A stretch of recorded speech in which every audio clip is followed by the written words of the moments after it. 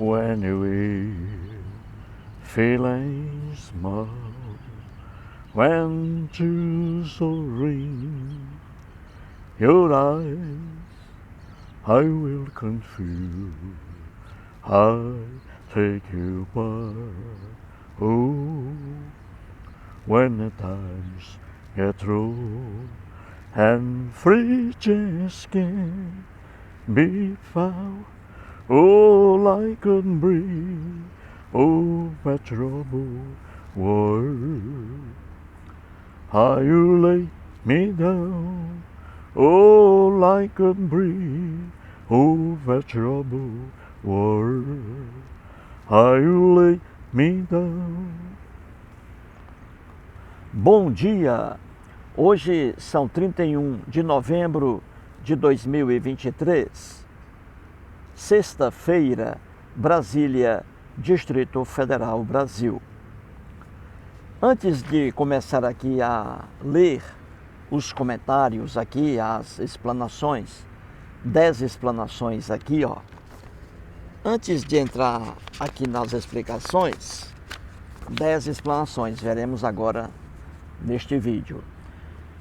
Vou aqui dizer a vocês aí que ontem, quinta-feira, dia 30 de novembro, às 20 horas e 40 minutos, no início do show do grande Paul McCartney, um dos Beatles, grande Paul McCartney, com 81 anos de idade, fez um show belíssimo aqui no estádio Mané Garrincha, Estádio Nacional de Brasília.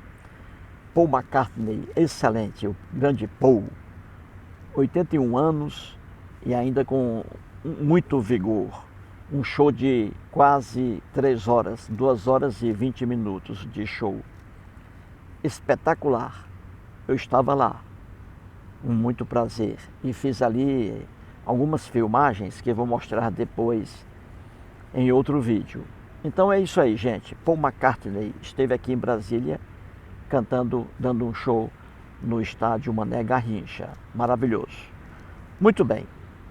O Paul McCartney, os Beatles, no início da fama, quando foram conhecer os Estados Unidos, fizeram questão de ir à mansão de Elvis Presley. Conhecer os 4, fizeram questão de conhecer o grande Elvis Presley na época. E passaram a noite lá na mansão de Elvis. Uma maravilha. Então é isso aí. Vamos agora, gente, aqui, ó. Vou trazer mais 10 explanações sobre Deus, Jesus, oração, doenças. E também vou trazer aqui 2 explanações, 2 comentários feitos por 2 pessoas cristãs no vídeo de ontem. Então aqui 10 explanações. Vou aqui ler e analisar as explanações de Ana Carvalho, que mora em Piraí, no estado do Rio. Edson Martins, também aqui, mais uma explanação dele, mora em Rio Grande da Serra, no estado de São Paulo. Vou ler aqui a manifestação de conexão histórica. Também aqui do grande Cláudio Antônio, ele fez uma brilhante explanação. O Cláudio Antônio mora em Pará de Minas, no estado de Minas Gerais. Brevemente irei conhecer pessoalmente aí o Cláudio Antônio. Vamos torcer aí. Bom, lerei também aqui a manifestação de Ademar Maquera. Também aqui trago o Sebastião Hilário. Sebastião Hilário mora em Itabira, terra de Carlos Drummond de Andrade. Estive lá, conheci pessoalmente o Sebastião Hilário e sua família. Fui à residência dele. E há vídeos aí em meu canal com o Sebastião Hilário. Vamos trazer novamente aqui o grande Papel Aceita Tudo, RC, que possui um canal maravilhoso no YouTube, RC. Vou trazer também, mais uma vez, a manifestação aqui de Plauto Leal, que mora em Crato, no Ceará. Também vou trazer aqui a explanação do cristão Levi Carlos Santos, cristão Levi Carlos Santos. E também vou trazer aqui a explanação, a 10ª, da cristã Rosalina Assis. Então aí, muito obrigado a vocês aí que estão comentando em meu canal. Eu adoro aqui ler e analisar explanações feitas aí por vocês. Então escreva aí, escreva você aí que está assistindo ao vídeo, escreva, porque seu comentário com certeza aparecerá aqui no vídeo. Muito bem, gente. Então estou aqui agora pela manhã, cheguei agora, aqui 9 horas da manhã. Estou aqui num lugar belíssimo, um ponto de lazer belíssimo aqui em Brasília, chamado o Pontão do Lago Sul. Pontão do Lago Sul. Um lugar lindo, você está vendo aí um pedaço dele. É muito mais bonito do que isso. O Pontão aqui é um lugar de lazer. As pessoas vêm para cá. Aqui todos os dias é aberto e a entrada é de graça, gratuita. Você não paga um tostão. Então você vem aqui caminhar. Aqui existem restaurantes, lanchonetes, muitas coisas boas aqui no Pontão do Lago Sul. E a água que você vê aí é do Lago Sul aqui, o lago artificial de Brasília. Lago artificial, feito pelo homem e não criado pela natureza. Então aqui, Pontão do Lago Sul, em Brasília, Distrito Federal. Então vamos trazer aqui o primeiro comentário da Ana Carvalho. A Ana Carvalho, ela mora em Piraí, no estado do Rio de Janeiro. E ela escreve assim: aqui onde moro, quando estagiei com a douta, quando estagiei com a douta promotora de justiça, um dia recebi um pai que narrou um horrível caso. Eram 3 filhos que viviam com a mãe, se é que se chama isso de mãe. Eram 3 filhos que viviam, entre aspas, com a mãe, um de 7, 2 meninas de 5 e 6 anos. Foram abusadas pelo, entre aspas, convivente da mãe. Com a anuência desta, ou seja, com a anuência da mãe, seus filhos eram violentados por este monstro. Redigi um documento para a promotora e as crianças foram entregues aos avós maternos. Pobres crianças, pobres crianças. Como me doeu olhar para cada uma. Cadê protetores divinos? Não existe nada. Não tem nenhuma eficácia a fé, rezas e orações. Religião é totalmente alienadora de débeis, diz aí a Ana Carvalho. A Ana Carvalho, ela diz aqui que estava fazendo um estágio lá na promotoria de justiça, lá onde ela mora. Vê-se aqui que talvez ela seja aí formada em direito, bacharel em direito, porque estava aí fazendo um estágio na promotoria de justiça lá. E aí ela pegou um caso em que um pai narrou aí uma coisa triste. As filhas dele, o pai era separado da mãe, ou da esposa, o pai era separado da esposa e deixou a esposa com três filhos. Só que esses 3 filhos foram depois abusados sexualmente pelo novo companheiro da mãe. Veja aí, entendeu? Então ela diz aqui que 3 filhos, aqui 2 meninas de 5 e 6 anos, veja aqui, eram abusadas sexualmente pelo amante aí, pelo novo companheiro da mulher. Viu aí? Aí o pai, que era separado da mulher, soube disso e procurou aí a promotoria de justiça. Então veja, 3 crianças aí, 3 abusadas aí pelo padrasto, né? Vamos assim dizer, padrasto. Que coisa horrível, né, gente? 3 crianças aí abusadas sexualmente. E ela diz aqui, a Ana Carvalho, diz aqui, porque é atribuída a Jesus no Novo Testamento, em Mateus capítulo 21, versículo 22, Jesus dizendo assim: e tudo o que pedirdes em oração, crendo, o recebereis. Então, veja, essas crianças aqui eram abusadas pelo padrasto, entre aspas. E aí, muitas pessoas rezavam a favor dessas crianças aí, oravam a favor das crianças. E onde está a proteção aí espiritual? Nenhuma proteção, nenhuma proteção. Oração não tem efeito algum, ela diz aqui. E que a religião é totalmente alienadora de débeis, pessoas que não conseguem raciocinar. Então você vê aqui um caso terrível, 3 crianças sendo estupradas pelo companheiro aí de sua própria mãe. Que coisa horrível. 3 crianças sendo estupradas com a conivência, com o consentimento da própria mãe. E aí o pai, separado, veio aí e procurou a justiça, procurou a promotoria de justiça. E é isso aí, gente, é isso aí. Não apareceu um ente espiritual com poderes para evitar aí os abusos sexuais sofridos por essas crianças. Não apareceu e não aparecerá.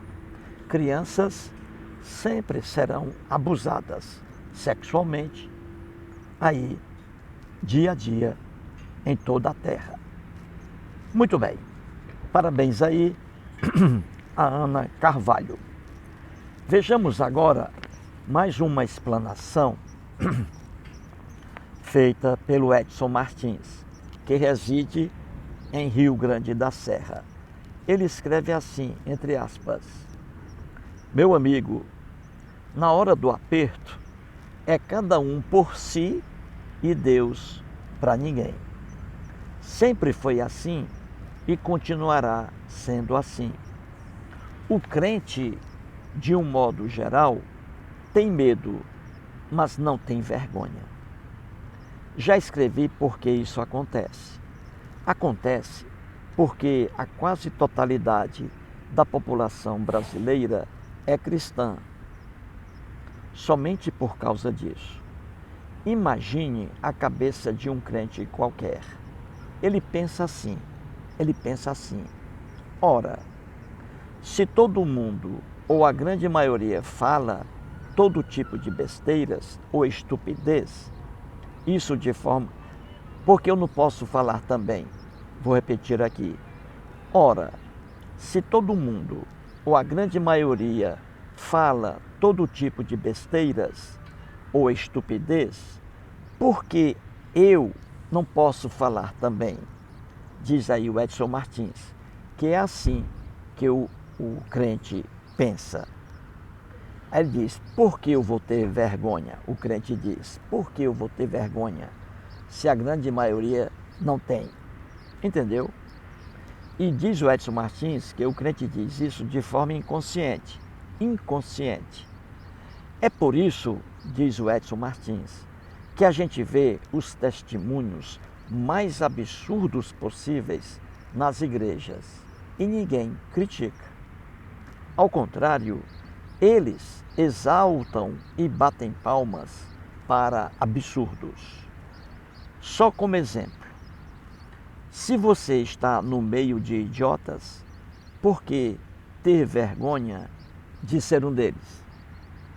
Se você está no meio de idiotas, por que ter vergonha de ser um deles? É o que diz aí o grande Edson Martins. Muito bem, gente. Vejamos agora o terceiro aqui comentário, a terceira explanação.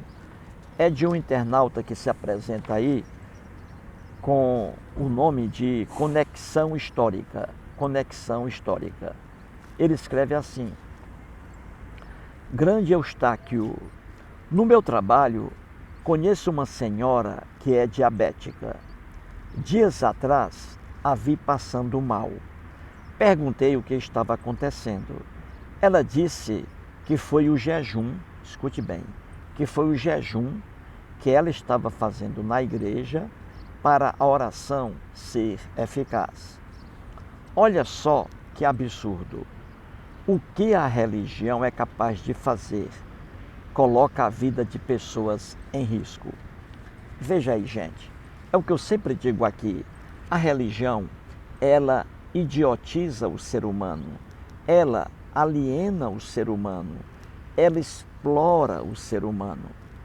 Veja aqui que loucura. O Conexão Histórica aqui conhece uma senhora que é diabética. Veja bem, diabetes. Aí ele diz que dias atrás viu essa mulher passando mal. Preste bem atenção. Aí ele perguntou o que estava acontecendo, porque ela estava passando mal. Aí ela disse para ele, evangélica, hein? Ela disse assim, que estava fazendo jejum por recomendação da igreja lá evangélica. Ela estava fazendo jejum para que o Deus hebreu, o Jesus, lá do céu, entre aspas, aí atendesse a oração dela. Fazendo jejum, porque isso é agradável ao Deus hebreu, a Jesus, que adoram ver pessoas fazendo jejum. Veja a loucura que a religião coloca na cabeça das pessoas. E aí ela estava fazendo jejum, quase não comia. Ela com diabetes tem que comer alguma coisa de 3 em 3 horas com diabetes. Pois aqui ela não comia fazendo jejum, porque aí a igreja cristã, o pastor lá, dizia que Jesus adora ver uma pessoa passando fome, fazendo jejum, aí ele atende a oração. Veja o que a religião é capaz de fazer com o ser humano. É triste, gente, mas é a realidade. Então ele diz aqui, ó, olha só que absurdo. O que a religião é capaz de fazer coloca a vida de pessoas em risco. Então uma pessoa com diabetes tem que comer alguma coisinha de 3 em 3 horas. A igreja cristã aqui da evangélica disse o contrário, que ela devia fazer jejum para que a oração dela tivesse efeito. Gente, isso é um absurdo. Isso é um absurdo. Isso aqui é uma realidade. Mostra o que a religião é capaz de fazer com seus adeptos. É lamentável isso aí. Muito bem. Vejamos agora o quarto comentário, quarta explanação. É do grande Cláudio Antônio. O Cláudio Antônio, como já falei no início do vídeo, ele mora em Pará de Minas, no estado de Minas Gerais. Então, o Cláudio Antônio, ele foi um católico fervoroso. Possui um canal no YouTube com o nome aí Cláudio Antônio. Ele foi um cristão fervoroso, foi depois evangélico e hoje ele é um ateu. Então ele escreve assim, escute bem aí o que ele vai escrever. Um fato terrível que aconteceu aí na família dele, incluindo até suicídio. Vamos lá, ele escreve assim. Professor Eustáquio, eu sou uma prova viva de que a oração não serve para nada. Tive um irmão que nasceu normal, mas aos 13 anos desenvolveu uma doença psiquiátrica. Ficou doido, ficou maluco, ficou com problemas mentais. Veja bem, 13 anos. Logo depois, ele foi internado no hospital psiquiátrico e, a partir daí, passou a usar remédios controlados de tarja preta.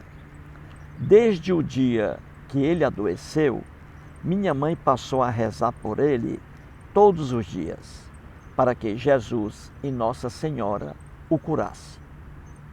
Certa vez, ela levou-o por 2 vezes a um terreiro de uma religião afro, mas achou caro o trabalho do médium e os materiais que ele solicitou para realizar o, entre aspas, trabalho. Aí não voltou mais. Então ela, a minha mãe, fez uma promessa para Nossa Senhora da Conceição, dizendo que se ela, Nossa Senhora da Conceição, curasse o meu irmão, ela, a minha mãe, iria a pé a um santuário dedicado a Nossa Senhora, que fica numa cidade vizinha, a 50 quilômetros de distância da minha cidade.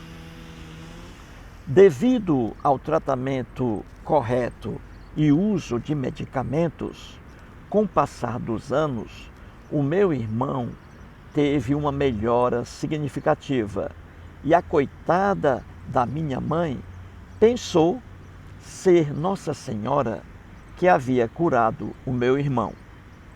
Então, em 1991, ela, minha mãe, foi cumprir a promessa na companhia do meu irmão mais velho. Caminharam 50 quilômetros a pé até a vizinha cidade. Quando chegou, no outro dia, estava com assadura nas coxas e muita dor no corpo de tanto andar. Precisou ficar deitada 2 dias sem conseguir fazer nada. Veja o que a religião é capaz de fazer na cabeça do ser humano. Resultado, o meu irmão continuou doente e com depressão causada pelo uso de medicamentos e, em julho de 1995, ele suicidou-se. A minha mãe fez a parte dela, mas Nossa Senhora não fez. Faço das palavras de Rubem Alves minhas palavras, entre aspas. Onde estava minha inteligência? Tenho vergonha de haver acreditado no que acreditei. E aí diz o Cláudio Antônio, como pude acreditar em tantas ideias doidas? Um abraço, mestre. Muito bem, gente. Parabéns aí ao Cláudio Antônio por ter aqui feito a brilhante explanação. Ele diz aqui, ele foi cristão católico fervoroso. Na época aqui, ele era cristão católico fervoroso. E depois passou a ser evangélico e hoje ele é ateu. Ele diz aqui que tinha um irmão, e o irmão aí nasceu normal, gente, sadio. Só que com 13 anos de idade, apareceu ali uma doença mental nele. E aí ele ficou, ele diz aqui no popular, doido. Eu também, eu tinha um irmão doido também, lá em Fortaleza, nasceu em Sobral. E morreu agora em Fortaleza, Nonato, gente boa. Também era doido, problemas mentais, um irmão meu. Muito bem, e numa família cristã católica. Muito bem. E aí o irmão dele com problemas mentais foi internado no hospital psiquiátrico, lá em Pará de Minas. Passou a usar remédios controlados de tarja preta, veja bem. A mãe dele, católica, cheia de ilusões, cheia de superstições, acreditando em Deus, Jesus, no poder da oração e na Nossa Senhora. A mãe dele, coitada, desesperada, diante de um filho problemático, problema psiquiátrico, ela procurou aí orando todos os dias, orando a Deus, orando a Jesus e orando a Nossa Senhora.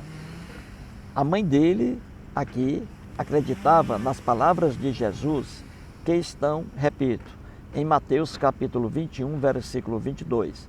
Jesus dizendo assim, atribuído a ele: e tudo o que pedirdes em oração, crendo, o recebereis. Pois a mãezinha aqui pedia a saúde do filho, só que pedia e não recebeu a cura. Então é fácil ver que o que está afirmado aí por Jesus, atribuído a ele, o poder da oração, não tem, na verdade, poder algum. Só na Bíblia, porque é um livro de muitas fantasias. E aí o que aconteceu? O rapaz aqui, ela pedia oração e nada resolvia. Aí ela levou o rapaz, ela desesperada, um filho com problema psiquiátrico, é triste, gente. E ela aí, desesperada, o que ela fez, a coitada da mãe dele? Recorreu a tudo e foi até a um terreiro de uma religião afro. E lá o médium, o pilantra, lá na religião afro, o médium, entre aspas, disse a ela que para curar aquele menino, ela precisaria comprar vários materiais, veja aí, enganando a pobre, comprar vários materiais, que aí ele curaria aquele menino, o médium. Mais um pilantra aí para enganar a pobre. E uma senhora pobre, você vê a maldade aí dos religiosos. E aí ele cobrou caro o trabalho, entre aspas, e ela não tinha dinheiro, não voltou mais lá, porque não tinha dinheiro. Então veja, uma mulher pobre, com um filho com problemas psiquiátricos graves, desesperada, coitada, sendo exploradas por religiosos. É triste, gente, isso aí, mas é a realidade. Muito bem. E aí ele diz aqui, o Cláudio Antônio, que a mãe dele aí fez uma promessa para Nossa Senhora da Conceição, dizendo que se a Nossa Senhora da Conceição curasse o filho, ela iria a um santuário lá perto, 50 quilômetros de distância. Orava agora a Nossa Senhora. Orou para Deus, nada. Para Jesus, nada. Agora para Nossa Senhora. E também nada. E o que aconteceu?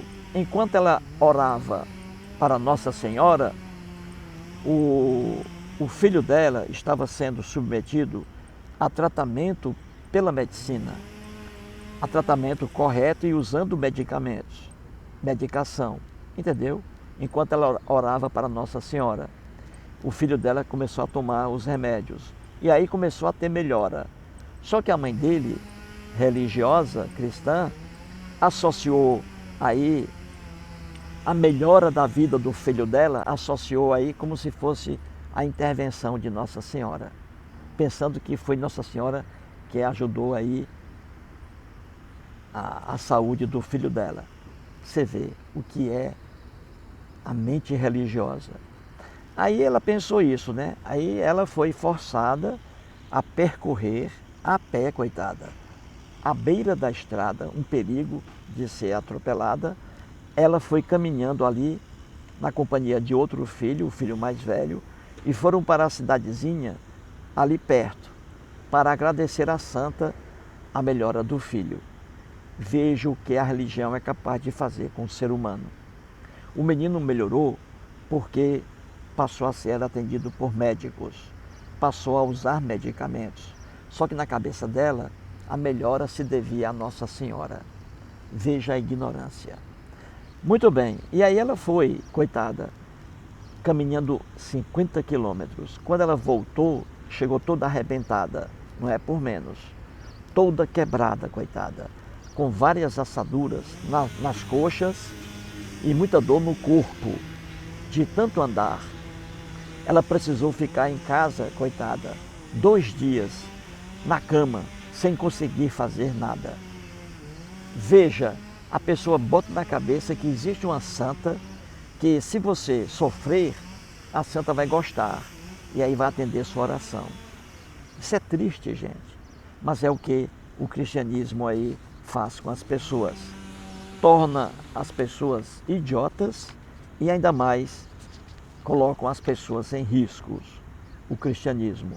Você vê muitos romeiros aí morrem caminhando à margem das rodovias para pagarem, entre aspas, promessas. Que loucura, que absurdo. Muito bem. E aí o que aconteceu? Depois, aqui mesmo tomando os medicamentos, porque o problemas psiquiátricos é um negócio sério, são um negócio sério, e aqui tomando os medicamentos, ele depois teve uma piora, o irmão dele. E o que aconteceu? Ele se suicidou. Acabou aí se suicidando. Isso é triste, gente. Mas veja o que a religião é capaz de fazer aqui com as pessoas, né? Colocou na cabeça da mãe e a mãe, coitada, acreditando que a oração tem efeito. E não tem. E aqui está o filho dela. Aqui está, terminou cometendo suicídio por causa do sofrimento psiquiátrico. Coitado do rapaz aqui, se suicidou. Foi o melhor caminho que ele achou para se livrar dos problemas psiquiátricos. Suicidou-se. E aqui, no finalzinho, o Cláudio Antônio diz assim: faço das palavras de Rubem Alves minhas palavras. Onde estava minha inteligência? Tenho vergonha de haver acreditado no que acreditei. Como pude acreditar em tantas ideias doidas? O Rubem Alves, eu já mostrei sempre aí em vídeos, o Rubem Alves também nasceu em Minas Gerais, só que em outra cidade. Ele nasceu em Esperança, lá em Minas Gerais. Boa Esperança, nome completo, Boa Esperança, o Rubem Alves. Ele se formou em teologia, foi pastor da Igreja Presbiteriana do Brasil, fez mestrado em teologia e doutorado também nos Estados Unidos. E quando ele voltou dos Estados Unidos para o Brasil, ele deixou a Igreja Presbiteriana, deixou a crença aí no cristianismo. E ele dizia, né, que ele perdeu a vida dele nessas ideias doidas propagadas pelo cristianismo. E veja, Rubem Alves, um homem inteligentíssimo, psicanalista, teólogo, palestrante e escritor, Rubem Alves. Então o Rubem Alves diz que se arrependeu muito de ter caído numa religião, e no caso aqui, na religião cristã, no cristianismo. E aí ele diz em seu livro, em suas memórias, ele diz assim, como reproduz aqui o Cláudio Antônio. Ele diz assim, Rubem Alves: onde estava minha inteligência? Tenho vergonha de haver acreditado no que acreditei. É isso aí, gente. Parabéns aqui ao Cláudio Antônio, é um cara muito educado, gente boa. E é isso aí, Cláudio. Muito obrigado por sua contribuição aqui para meu canal. Vejamos agora a explanação do Ademar Maquera. Ele escreve assim, entre aspas: o problema é que os líderes religiosos enfiam na gula que vamos receber as supostas recompensas. As religiões são o mal da humanidade, principalmente os evangélicos. Se morrer, vai para o céu e viver eternamente no suposto paraíso. Se é assim, por que os religiosos têm tanto medo de morrer, hein? Por que vão aos melhores hospitais e fazem orações para não morrerem? Não é contraditório, professor? Então veja, o Ademar Maquera aqui diz que o cristianismo, os pastores evangélicos principalmente, pregam aí aos fiéis que depois da morte eles vão para um paraíso, o céu cristão, os cristãos. Já aqueles que não aceitarem a Jesus como seu salvador pessoal, esses aí, quando morrerem, já irão para o inferno, que é um lugar muito ruim, essa loucura do cristianismo, céu e inferno, que não existem. Quando a pessoa morre, acabou-se, nunca mais. Morreu, é o fim da linha. Mas aí ele diz aqui, o Ademar Maquera, ele diz que, veja a contradição dos próprios cristãos. Então ele diz aqui que os cristãos dizem que quando morrerem, vão para o céu, vão ficar ao lado de Deus e de Jesus, vão para um lugar maravilhoso, sem doença, sem fome, vão viver eternamente. Os cristãos pensam assim, porque isso é propagado pelas igrejas cristãs. Então veja, aí pergunta aqui o Ademar Maquera. Ora, se um cristão diz que quando morrer vai para o céu, ficar ao lado de Jesus e de Deus, então por que os cristãos têm medo de morrer, hein? Aí ele diz aqui, ó, não é uma contradição, professor? Claro que é uma contradição. Você tem razão, Ademar Maquera. Claro que é uma contradição. Se um cristão diz assim, quando eu morrer, vou para o céu, não há fome, não há miséria, não há sofrimento, essa ilusão aí do cristianismo. Quando eu morrer, vou para o céu, estou livre de doenças, de fome, vou ficar com Jesus e com Deus. Se é assim que o cristão pensa, então o cristão ele tem que desejar morrer logo para alcançar aí o encontro com Deus e com Jesus, entendeu? Já que ele diz que a terra é um sofrimento e que depois da morte é só alegria, viver feliz ao lado de Deus e de Jesus, se o cristão pensa assim, então ele tem a intenção dele deveria ser acabar logo com sua vida para se encontrar com Deus e com Jesus no céu. Mas isso só vai ocorrer se ele morrer. Então aqui ele diz que existe contradição, porque na verdade os cristãos amam a vida que têm. Eles não querem morrer. Eles não querem se encontrar tão cedo com Deus e nem com Jesus. Isso é contraditório? Claro que é. Porque se, repito, o cristão diz, quando eu morrer vai ser bom, vou me encontrar com Deus, vou me encontrar com Jesus. Quando morrer. Então, o certo seria o cristão querer morrer logo para realizar esse sonho, se encontrar com Jesus. Mas, na verdade, o cristão é o primeiro a correr de uma situação de perigo, porque ele não quer morrer. Ele não quer se encontrar com Jesus nem com Deus tão cedo. Mas isso aí é a contradição. Parabéns aqui ao Ademar Maquera. Vejamos agora, gente, mais aqui uma explanação, e agora feita pelo Sebastião Hilário. Já disse aqui no início do vídeo, o Sebastião Hilário reside, mora lá em Itabira, terra de Carlos Drummond de Andrade. Eu fui lá só para conhecer o Sebastião Hilário e conheci, pessoa maravilhosa. Então veja aqui, ele escreve assim: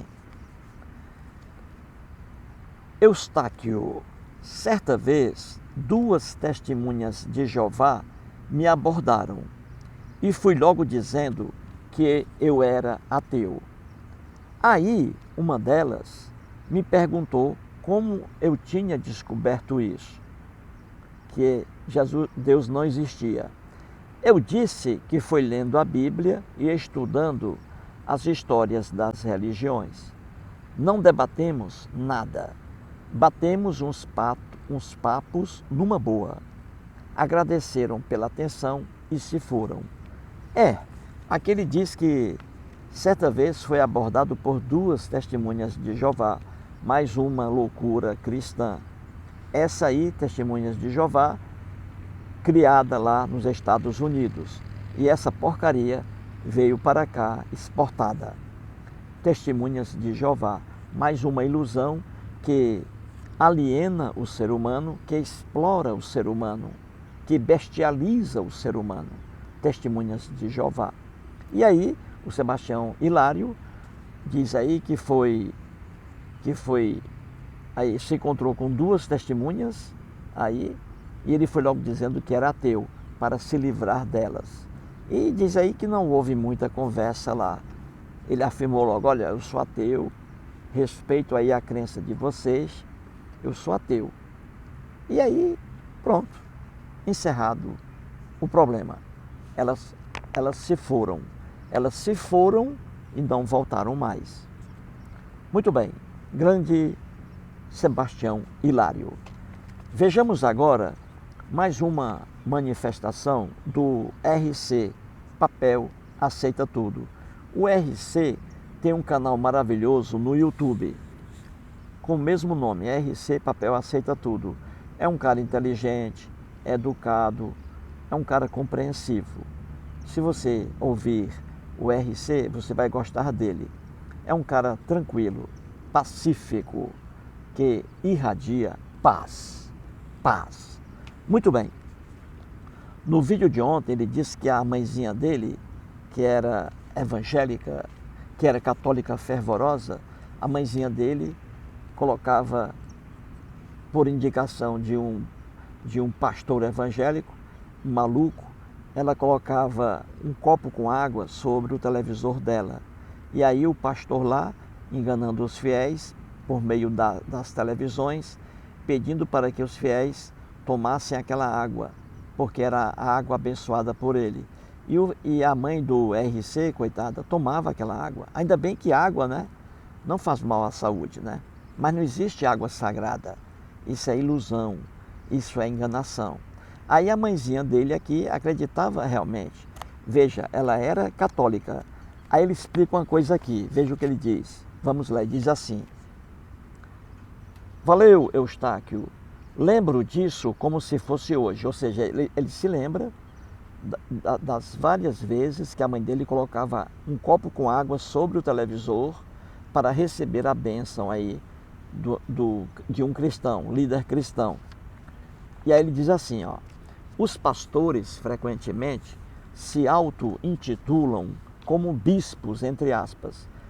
Você vê aí em algumas igrejas, né, bispos, né, além da católica, a Universal do Reino de Edir Macedo. Bispo é de Macedo, não é isso? Não é bispo, entre aspas.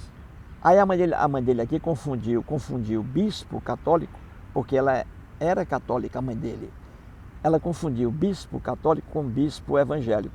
Para ela, não existia bispo evangélico, bispo pentecostal, não.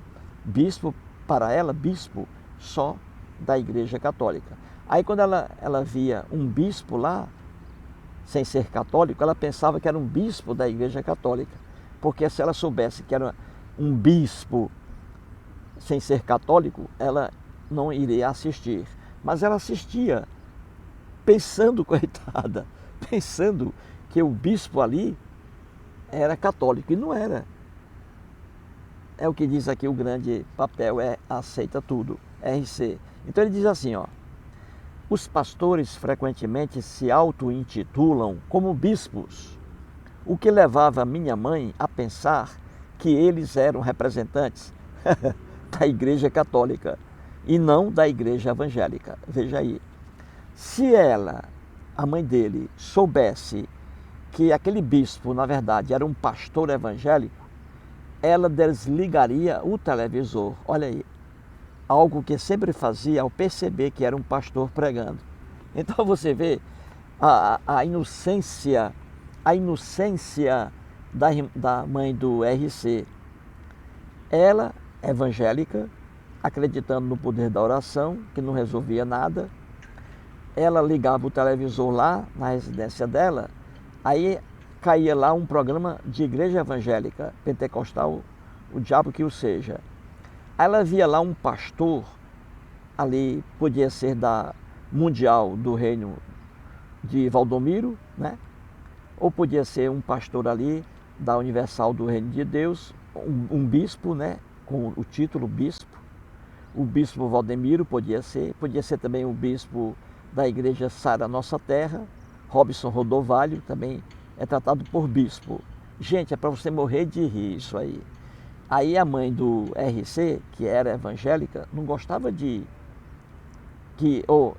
evangélica não, que era católica, desculpe-me, a mãe dele que era católica, ela acreditava, ela tinha repulsa em relação à igreja evangélica. Ela não gostava de pastor de igreja evangélica, porque ela era católica. E aí diz aqui o RC que na inocência dela, ela ligava o televisor e aparecia lá um bispo, só que não era católico, só que ela pensava que era católico, porque para ela bispo só na igreja católica. Viu aí a inocência dela? Aí ela assistia a um programa evangélico pensando que era católico, porque o líder se intitulava bispo. E ela pensando isso, porque os católicos não fazem isso, né? Copo com água sobre o televisor.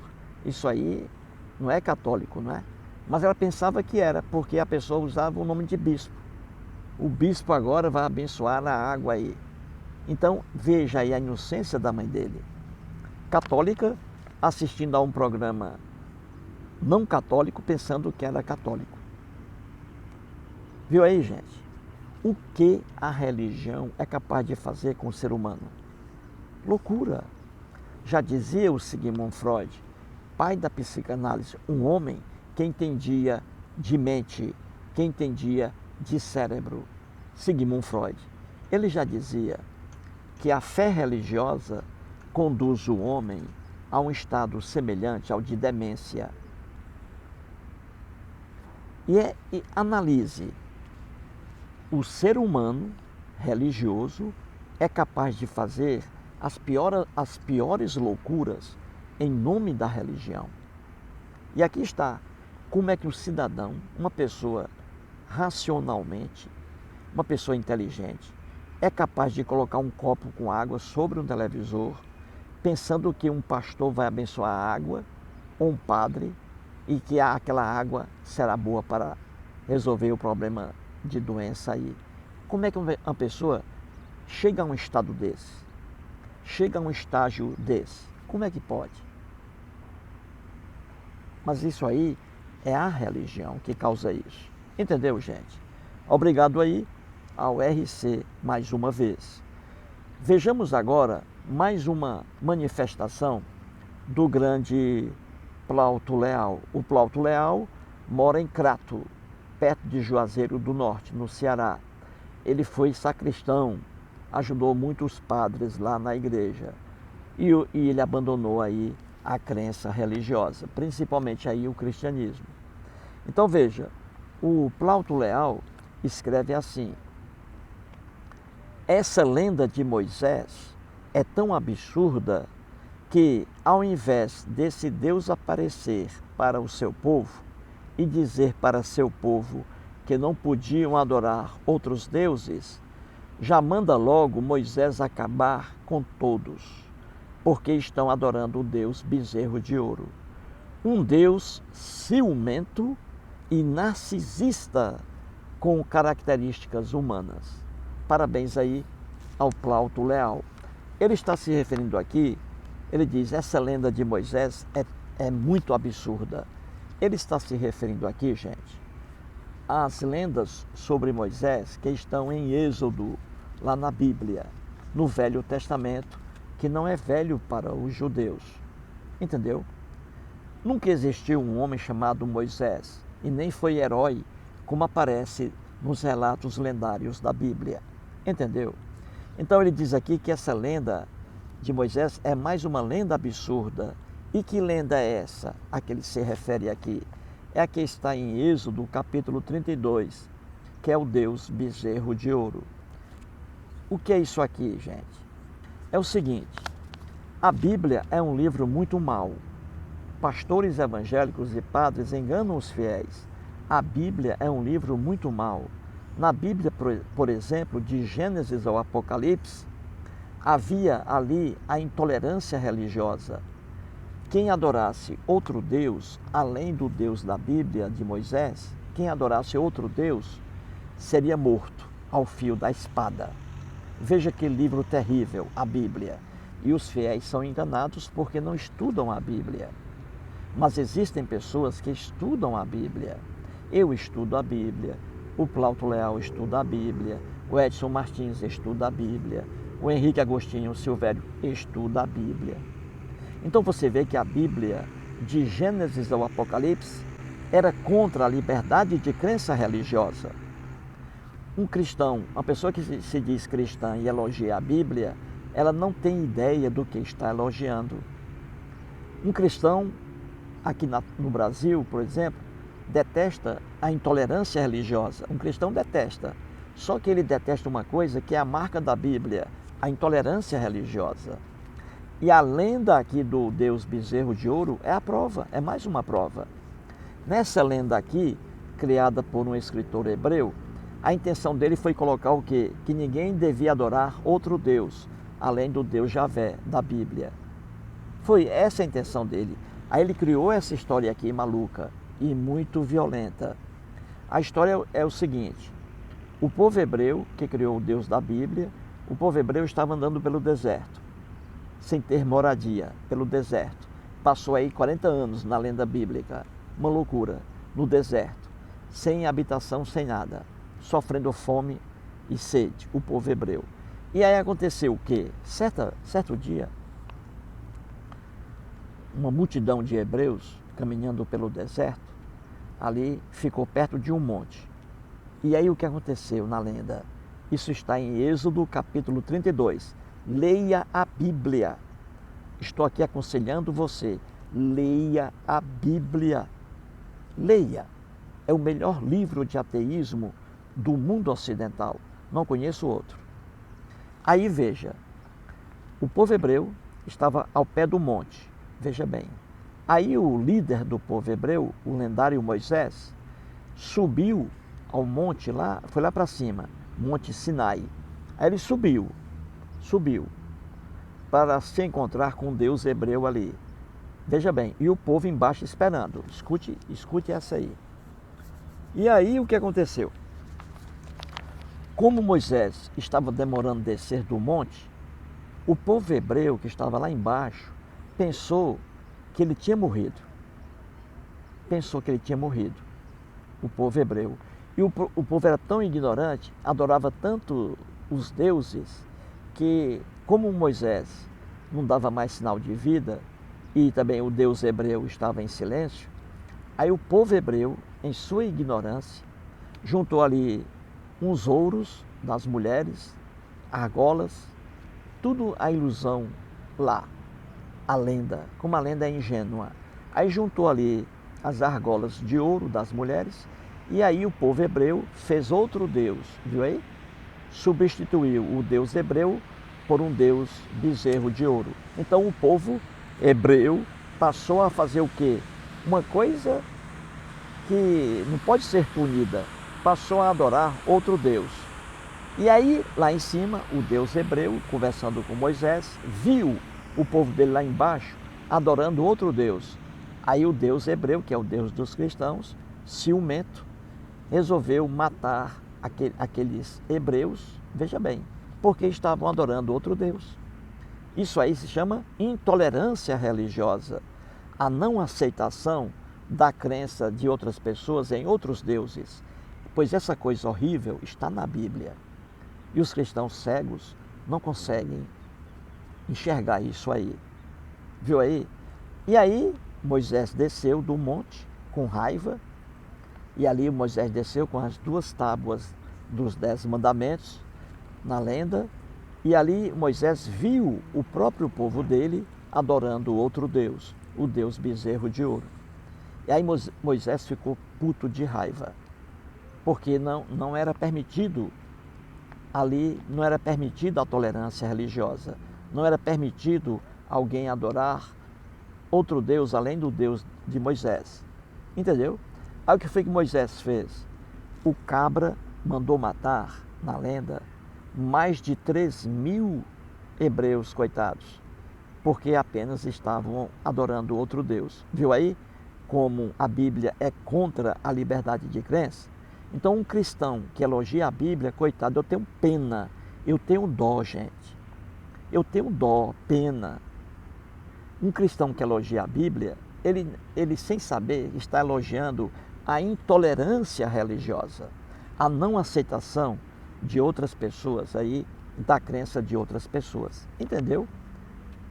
Eu tenho pena, eu tenho dó da exploração que o cristianismo faz sobre seus fiéis. Eu tenho dó. E aí Moisés mandou matar. Quase 3.000 pessoas foram assassinadas ao fio da espada, os próprios hebreus, porque estavam adorando outro Deus. Viu aí? É isso aqui que diz o Plauto Leal. Ele diz assim: essa lenda de Moisés é tão absurda, é muito absurda, é má. E ele diz no final que o Deus aí é um Deus ciumento e narcisista. Perfeita a afirmação do Plauto Leal. Um Deus ciumento e narcisista com características humanas. Por que isso? Porque é o homem que cria deuses conforme sua cultura. O homem cria deuses e coloca nesses deuses características humanas. Se o homem é ciumento, quando ele cria um Deus, o Deus será ciumento. Quando um homem é guerreiro, ao criar um Deus, o Deus será guerreiro. Se um homem é violento, o Deus criado por ele também será violento. Então é isso aqui. O Deus da Bíblia, como qualquer Deus, o Deus da Bíblia, aqui no caso, é um Deus que foi feito conforme as características humanas do homem hebreu na época em que os textos foram escritos. É só isso e nada mais. Parabéns aí ao Plauto Leal. Vou trazer agora, gente, duas explanações finais, a nona e a 10ª, de dois cristãos. Então vamos aqui, as explanações. O Levi Carlos Santos. O Levi Carlos Santos, ele é cristão. E ele escreveu assim, em minha página ontem, entre aspas, uma pessoa ateia deve ser uma pessoa mais infeliz, pois não há esperança, uma vez que morrer, acabou tudo e para sempre. Vamos entender isso aqui. Você aí entendeu o que o cristão Levi Carlos Santos está dizendo aqui? Eu vou repetir. Ele diz assim: uma pessoa ateia deve ser uma pessoa mais infeliz, pois não há esperança. Uma vez que morrer, acabou tudo e para sempre. Muito bem, diz o Levi aí. O Levi, ele é cristão. Ele, infelizmente, acredita no que dizem pastores evangélicos e padres aí da Igreja Católica. Ele acredita nisso. Ele acredita naquela mentira, nessa mentira de que o ateu, já que ele não acredita na vida depois da morte, o ateu se desespera, porque ele sabe que a morte é o fim de tudo. Então o ateu fica desesperado, triste, porque sabe que a vida dele vai acabar. E segundo aí os evangélicos, eles mentem para os fiéis, dizendo que o ateu, por saber que a morte é o fim de tudo, o ateu não quer saber de estudar, de trabalhar, de formar uma família, etc.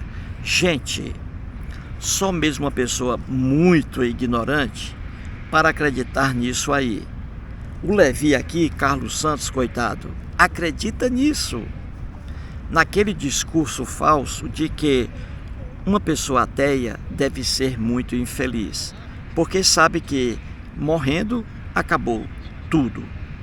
Então o ateu não vai ser uma pessoa de bem, o ateu não vai querer se formar em algum curso superior, faculdade, o ateu não vai trabalhar porque ele sabe que a morte é o fim. Gente, isso é um discurso mais idiota do mundo e tem que ser discurso religioso. Lamentavelmente, tem que ser um discurso aí de caráter religioso. Veja bem,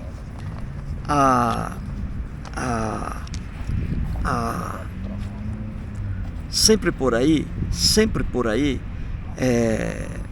a gente escuta essa bobagem. Veja bem, eu sou ateu.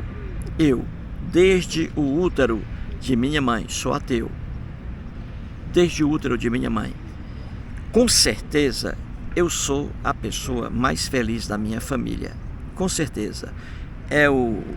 A pessoa mais alegre, a pessoa mais comunicativa. Aonde quer que eu vá, eu levo alegria. Eu sou uma pessoa engraçada, cômica, gosto de brincar, de rir. Eu fui a única pessoa da família que chegou à faculdade com muito esforço. Meus irmãos cristãos católicos, meus irmãos, não chegaram à faculdade, só eu. Eu sou o único da família que sempre estudou e estuda. Eu sou o único da família que toda semana, no mínimo, lê um livro. Então eu sou um ateu feliz, um ateu que adorou trabalhar, trabalhei durante 35 anos. Então tudo isso aqui formam um conjunto da minha felicidade. Sou um ateu feliz, sou uma pessoa feliz.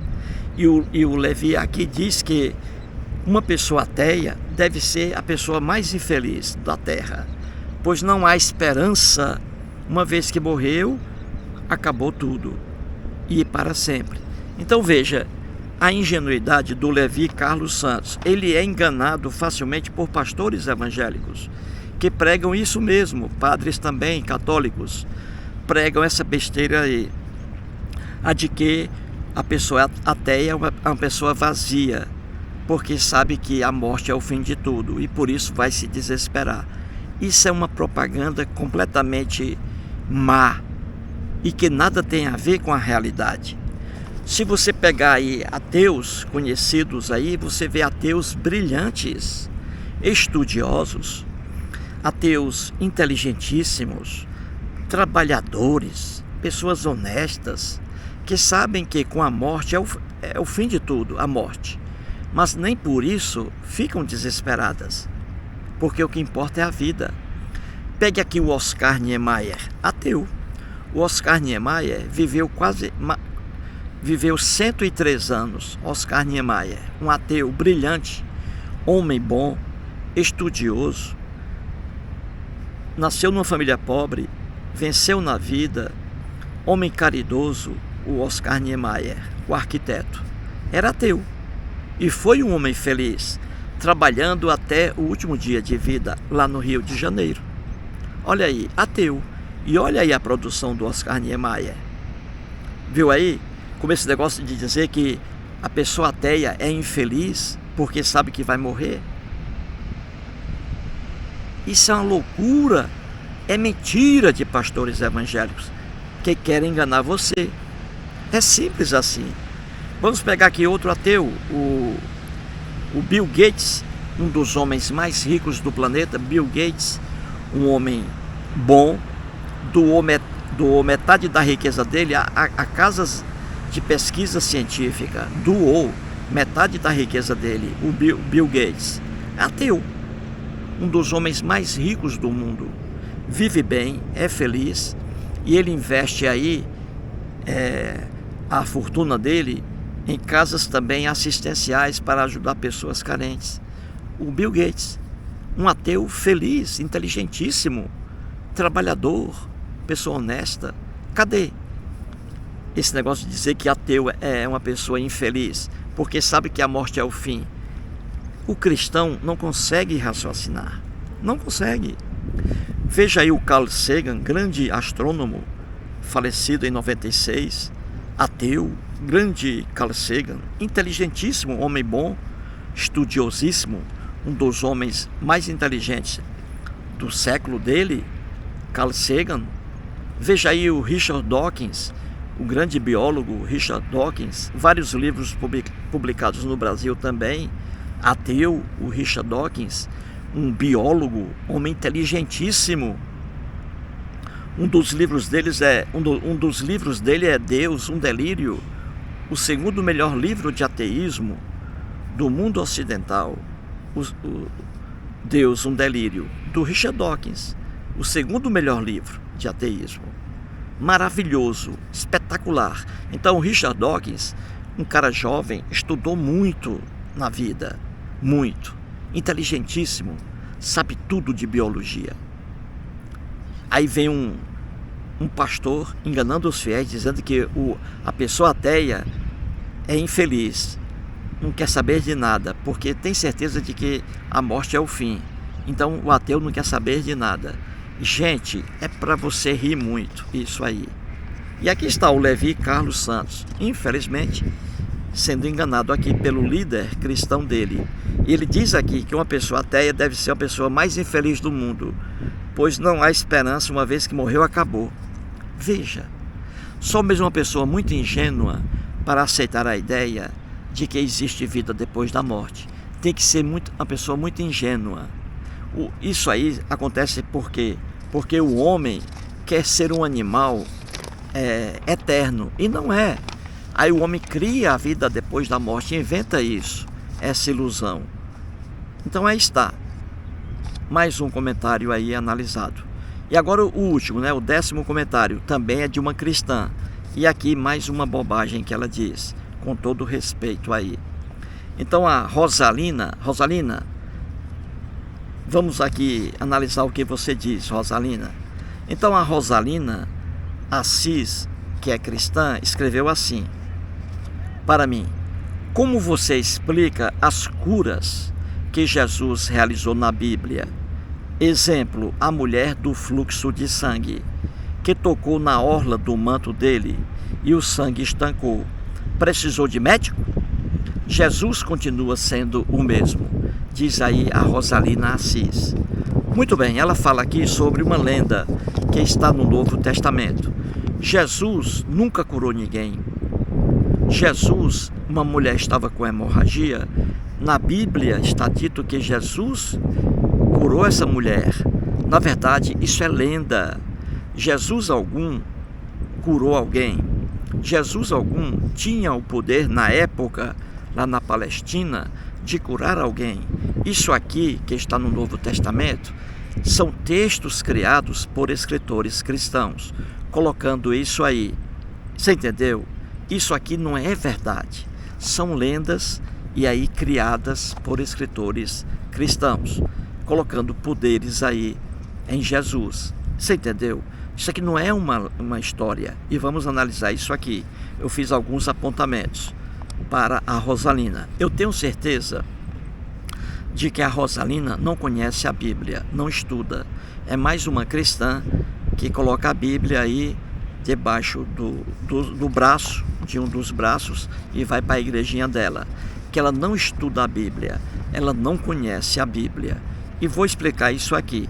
Então veja, ela diz aqui que Jesus realizou um milagre. A mulher estava com hemorragia e ela tocou na veste de Jesus, tocou ali a veste. E apenas ao tocar, ela foi curada. Isso aí é mais uma invenção de um escritor cristão. Lenda, não é fato. Isso não aconteceu. Vamos analisar isso aqui. Muito bem. Essa lenda, a mulher com hemorragia, tocando a veste de Jesus e sendo curada. Essa mulher aí, vamos analisar isso aqui. Vamos lá, Novo Testamento, são 4 evangelhos: Mateus, Marcos, Lucas e João. Muito bem, aí eu pergunto a você, essa lenda em que a mulher com hemorragia toca a veste de Jesus e fica curada, essa lenda está nos 4 evangelhos? Eu pergunto a você. São 4 evangelhos no Novo Testamento: Mateus, Marcos, Lucas e João. Essa lenda da mulher com hemorragia tocando a veste de Jesus e sendo curada, essa lenda está nos 4 evangelhos? Resposta: não. Nos 4 não. Em 3 evangelhos. Em 3 evangelhos. Em Marcos, anotei aqui. Em Mateus, Marcos e Lucas. Essa lenda, a mulher com hemorragia, não está no Evangelho de João. A primeira observação. Vamos lá.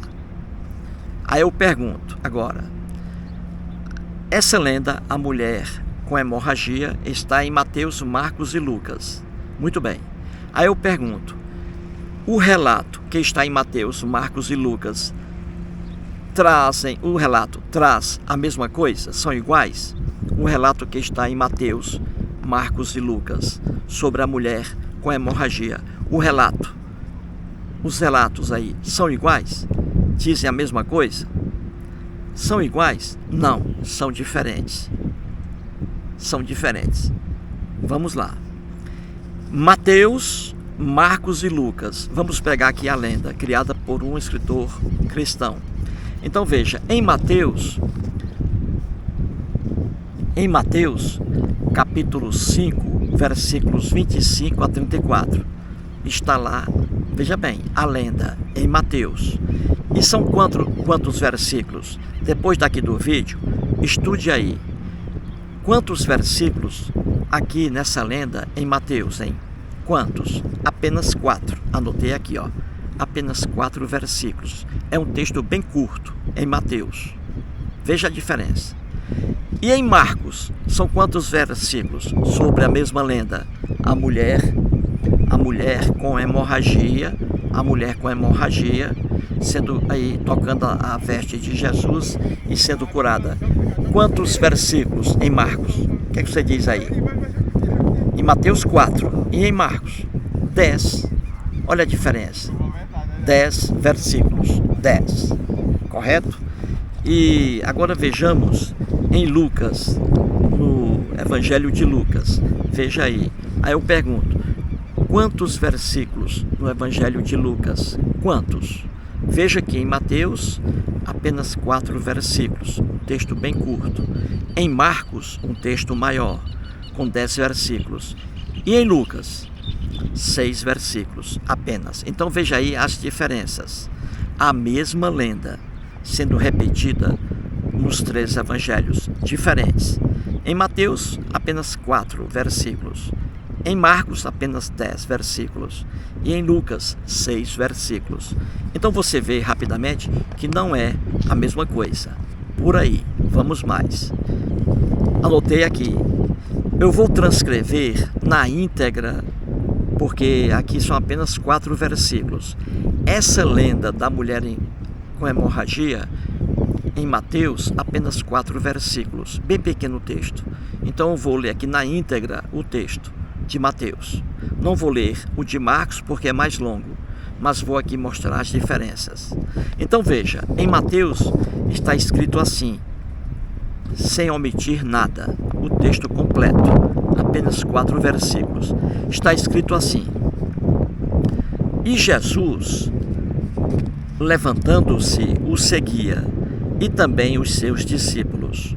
E eis que uma mulher, que durante 12 anos vinha padecendo de uma hemorragia, veio por trás dele e lhe tocou na orla da veste, porque dizia consigo mesma, a mulher dizendo: se eu apenas lhe tocar a veste, ficarei curada. A mulher dizendo para si própria.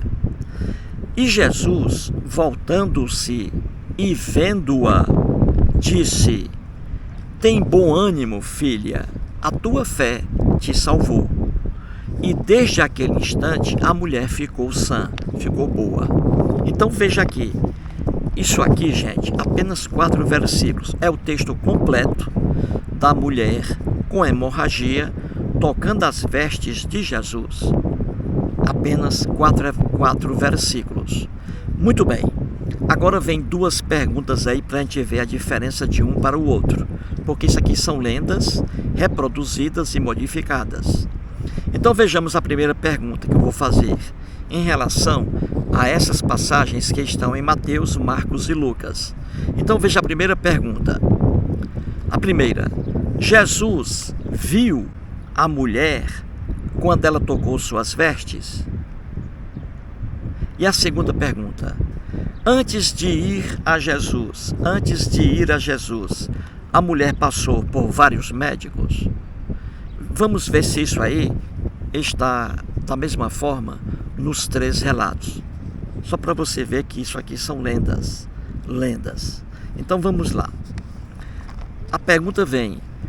Essa pergunta: Jesus viu a mulher quando ela tocou suas vestes? Vamos aí. A pergunta: Jesus viu a mulher quando ela estava tocando as vestes dele e ficou curada? Jesus viu? Aqui em Mateus diz que sim, ó. Sim, Jesus a viu. Ou seja, veja bem, em Mateus, Jesus viu quando a mulher tocou suas vestes. Aqui diz, ó, vamos lá. A mulher dizendo para si mesma, aqui em Mateus, ó: se eu apenas lhe tocar a veste, ficarei curada. E aqui vem, ó. E Jesus, Jesus voltou-se para a mulher, ó.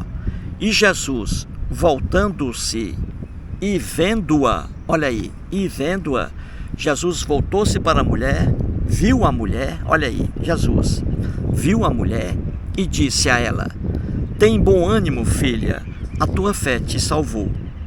E desde aquele instante a mulher ficou sã.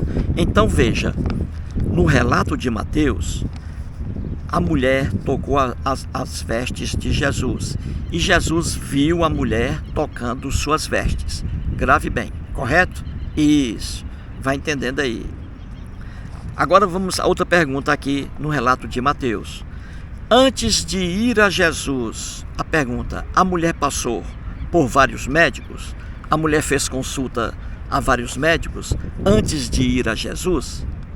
O que diz aqui em Mateus? A resposta, aqui não diz nada, em silêncio. Não existe aqui a mulher indo antes a médicos para depois procurar Jesus. Não, em Mateus, nada de mulher ir a médicos, nada. Você entendeu? Silêncio total. Nada se diz sobre isso, sobre a mulher indo a médico. Nada se diz sobre isso. Entendeu? Então grave bem aí as diferenças. Agora vamos pegar o mesmo relato, a mesma lenda que está em Marcos. E aí você verá as diferenças. Porque isso aqui não é reprodução de um fato que houve. Isso aqui é lenda, criada aqui ao bel prazer dos escritores. Vejamos agora a primeira que pergunta em relação ao texto de Marcos. A primeira pergunta, veja, Jesus viu a mulher quando ela tocou suas vestes? Você vai ver agora que a resposta é diferente. Lá em Mateus, sim, quando a mulher tocou as vestes de Jesus, Jesus viu a mulher. Isso em Mateus. Já em Marcos e Lucas, não. Jesus não viu a mulher quando ela tocou suas vestes. Viu aí, gente? Isso aí é o que dá quando você faz lendas. Você vai copiando coisas e vai mudando, acrescentando. Isso aí não é reprodução de um fato. Então veja, o mesmo texto em Mateus é diferente de Marcos e Lucas. Vamos lá. Então veja, em Marcos, veja, a pergunta, Jesus viu a mulher tocando suas vestes? No momento em que ela tocava suas vestes, Jesus viu a mulher? Em Mateus, veja, ele viu. Já em Marcos e Lucas, não viu. Ele não soube, em Marcos e Lucas, Jesus não soube quem foi que tocou suas vestes. Ele perdeu a onisciência dele, não sabia. Viu aí, gente, o que é lenda? O mesmo relato em 3 evangelhos daqui. E ele não existe no evangelho de João. Então vamos lá. Jesus viu a mulher quando ela tocou suas vestes? Em Mateus, viu. Em Marcos e Lucas, não. E aqui está Marcos, vamos lá.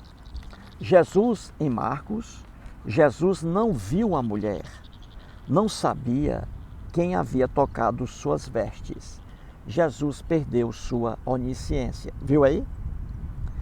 E onde está isso em Marcos? Simples. Marcos capítulo 5,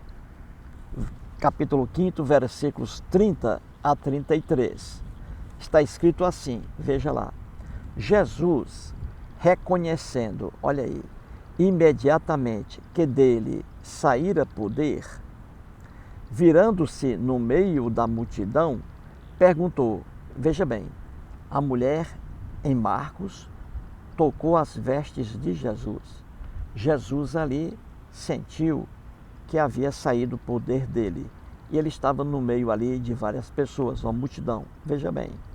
Aí alguém tocou as vestes de Jesus em Marcos e ele não sabia quem foi que tocou, perdeu a onisciência dele. Viu a inocência do texto? E aqui está, aqui em Lucas, em Marcos, Jesus diz assim, quem me tocou nas vestes? Olha aí, ele perguntando para os discípulos, meus discípulos, quem tocou aqui as minhas vestes? Porque eu sei que saiu o poder de mim. Olha aqui a inocência do relato. Quem me tocou nas vestes? Aí os discípulos, quando ouviram Jesus fazendo essa pergunta, os discípulos pagaram um sapo para Jesus. Ó. Sacanagem, né? Pagaram um sapo para Jesus. Os discípulos disseram assim, ó, vês que a multidão te aperta e dizes, quem me tocou? Olha aí, ó. os discípulos dizendo para Jesus, ó, ignorantes os discípulos, dizendo assim, ó, ô Jesus, estamos aqui numa multidão, alguém tocou aí no senhor e o senhor não sabe quem foi? Isso é normal. Numa multidão dessa, quem é que vai saber quem tocou em quem? Viu aí? Pagaram um sapo para Jesus. Em Marcos, hein? Vê. Aí veja bem o que diz aqui, ó. Aí já, aqui, ó, de novo, ó. Ele, porém, ou seja, Jesus, ó, ele, porém, olhava ao redor, Jesus olhando, ó, para a direita, olhava para a esquerda, muitas pessoas perto dele ali, ó, e ele procurando quem foi que havia tocado nele, quem havia tirado o poder dele, né? Ele não sabia, perdeu a onisciência. Você viu aí a onisciência do texto? Diz assim, ó, ele, Jesus, porém, olhava ao redor para ver quem fizera isto. Viu aí? Quem havia tocado nele. Ele não sabia. Veja aí.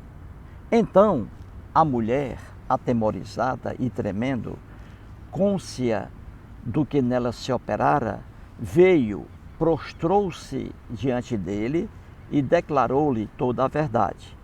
E ele lhe disse, filha, a tua fé te salvou. Vai-te em paz e fica livre do teu mal. Então você vê mais uma diferença aqui em Mateus e Marcos. Em Mateus, quando a mulher tocou as vestes de Jesus, Jesus viu a mulher tocando suas vestes. Viu aí? Ele viu.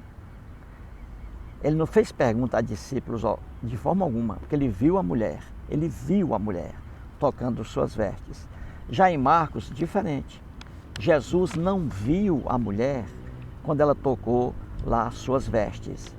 Ele perdeu a onisciência. Ele não sabia quem foi ali na multidão que tocou nele, nas vestes dele. Entendeu? Aqui em Marcos, ele não sabia. Tanto é que ele perguntou aqui aos discípulos, discípulos, quem tocou as minhas vestes? Quem tocou? E aí os discípulos pagaram um sapo para ele ainda, né? Ó Jesus, aqui tanta gente aqui perto de você, ó, a gente não vai saber quem foi. Aí ele olhou para um lado, olhou para o outro, Jesus, aí ó, não sabia.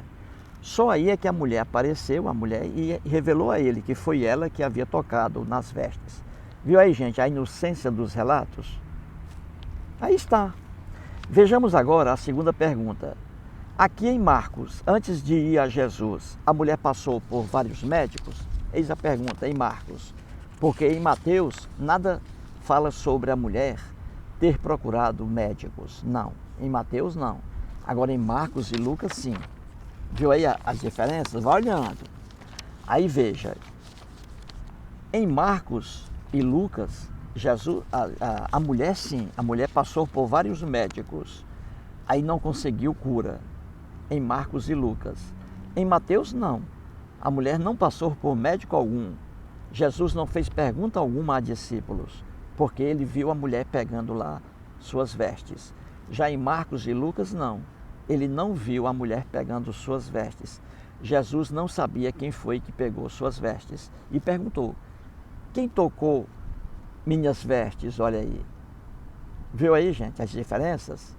Porque isso aqui são lendas e não reprodução de um fato que houve.